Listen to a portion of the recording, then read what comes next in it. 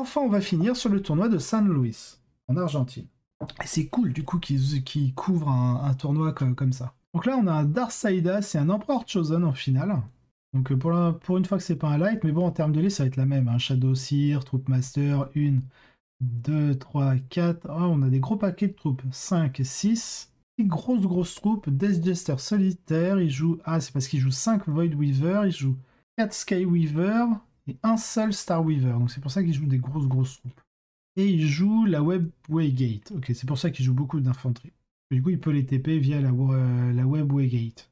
Golden Boy. On a un Shield Captain Don Eagle, donc la classique. Ah non, on a la Castellan Mark. Bah ouais, puisqu'il joue en Emperor Chosen, il n'a pas le Lock Warden ou la Stasis. Agent Valoris, 2 Custodian Guard et 2 Sagittarium. Une unité de 2 Alarus avec les axes, les haches. On a un Contemptor Achillus avec l'Éternel Pénitent. On a 1, 2, 3 Vertus Praetor. 3 salvo, 3 salvo, 3 salvo, donc tout en salvo launcher.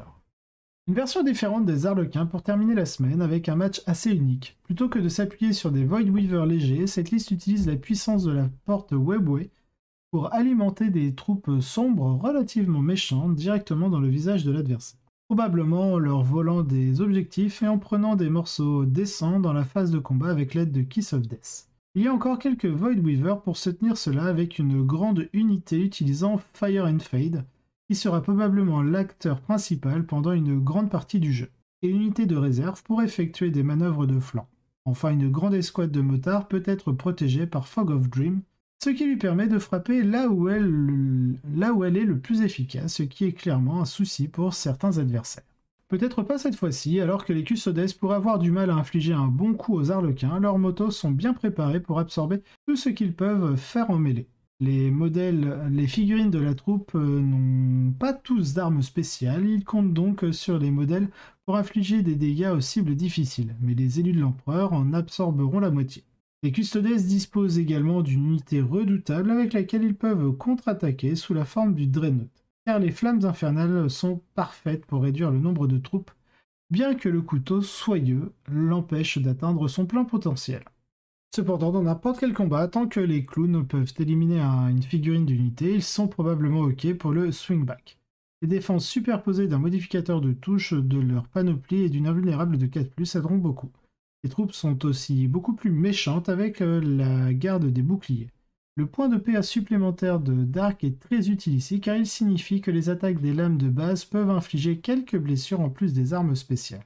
Cela permet aux Arlequins de faire pression sur la capacité des Custodes et à les surpasser en termes de sécurité. Et cela se combine avec d'autres facteurs pour leur donner de bons angles. Alors que la mêlée n'est pas si grande, les Void Weaver le sont absolument. Et une escouade qui tire avec Bladestorm est une énorme douleur pour une unité de motards. Ils peuvent utiliser l'alchimie pour espérer tanker le pire des canons principaux, mais perdront probablement 1 ou 2 modèles sans grand recours. Les personnages sont également de méchantes piques dont il faut se méfier. Le maître de la troupe, donc le troupe master, menace de prendre plusieurs figurines sur tout ce qu'il touche. Le solitaire est un petit OMF supplémentaire à lancer. Je vois pas ce que c'est le l'OPMH. Supplémentaire lancé au bon endroit et le Death Jester tue simplement un Sagittarium à chaque tour avec des dés normaux. La liste des Arlequins est aussi inhabituellement difficile pour les Custodes de prendre leur secondaire préféré. L'emprise va être risquée avec la porte de la toile vraisemblablement près de certains objectifs centraux. Et la mouture est beaucoup plus ratée et la mouture est beaucoup plus ratée que la normale ici. Il n'y a pas les habituelles réserves infinies de Star Weaver à tirer. Les Arlequins d'un autre côté peuvent confortablement opter pour Stranglehold ou Take Your Place. Ont beaucoup d'unités pour Retrieve National Data et peuvent probablement en sortir une troisième avec une option psychique ou Deadly Performance s'ils se sentent épicés. La menace de la porte est aussi particulièrement bonne sur Tide of Conviction, car vous pouvez plausiblement menacer plusieurs objectifs avec elle.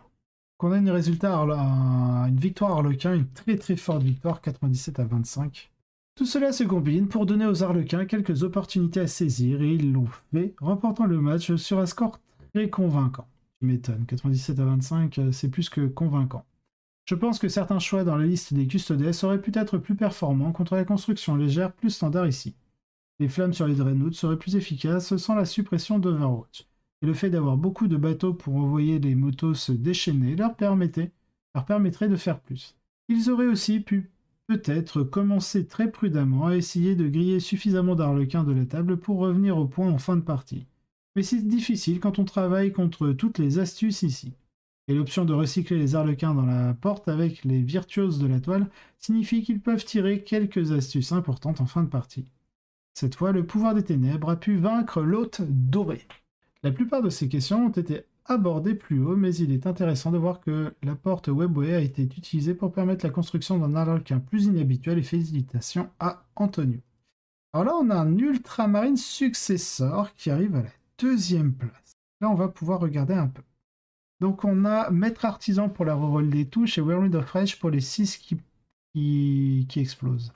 Un maître de chapitre avec un Heavy Bolt Rifle, dégâts +1, adepte du codex pour récupérer des PC sur 4+, au début du tour, Chapter Master, Storm of Fire, ça c'est le trait de seigneur de guerre, quand les unités à 6 pouces autour de lui, quand il fait des 6 pour blesser, il a un bonus de -1 à la PA. Exemple du chapitre, Seigneur de guerre, ok, un Primaris Librarian avec puissance des héros et Psychic Fortress, donc ça c'est pour l'invulnérable à 5+. Le Might of Heroes c'est pour le +1 force, enduit et attaque. Primaris Tech Marine, maître de la forge, ok. On a le Rite of War pour le super OP, le Seal of Oaths qui permet de cibler une unité ennemie et d'avoir full reroll des touches et des blesses contre celle-ci tout le long de la game jusqu'à ce qu'elle soit détruite. 2 unités d'un cursor, il a pas mis 600 cases, il a mis la Airwire Mine. Intercessor Squad. Ok. On a un Invictor, 2 Invictor. Un avec lance-flamme, l'autre avec l'autocanon. On a 2 Redemptor. Avec le Macro, l'Icarus Rocket, le Onslaught. Ok, les Stormbolters. Et 2 Contemptors avec double Volkit et missile Cyclone. Donc vraiment l'ancienne. On a un Whirlwind Scorpius. Attends, il fait 1, 2, 3. Et un Speederstorm. Mais là, on a -3 PC. -3, on va dire que le trait et le machin est gratuit. -3, -4, -5. On a -5 PC. Ok, donc il commence avec 7 points de commandement au début de partie. Alors, les trucs intéressants. Les Ultramarines avec une pile de Dreadnought et d'Invictor font leur réapparition. Le capitaine Gravis, rarement vu, avec son grand fusil à verrou, entre en scène en tant que maître de chapitre basé sur le tir. Les Ultramarines font ce qu'ils font de mieux ici, empiler un grand nombre d'armes autour du sceau du serment, donc c'est le Seal of Oaths, appliquer une pression précoce via les poussées des Invictors et viser la victoire. Être capable d'utiliser le redéploiement rapide pour repositionner quelque chose d'aussi méchant qu'un Invictor avec cette tactique de chapitre reste un truc cool. Et être capable d'adapter leur positionnement aide avec le fait qu'ils sont désespérément fragiles dans certaines parties. La ligne de feu principale envoie également beaucoup de tirs puissants, plus qu'il n'en faut, pour donner une vraie pause aux armées moyennes et se rapproche définitivement du genre de chiffre où il y a au moins une petite chance que vous les pointiez dans la direction d'une armée d'arlequins. Que vous fassiez un jet un peu chaud et que vous infligez suffisamment de dégâts pour pouvoir jouer une partie.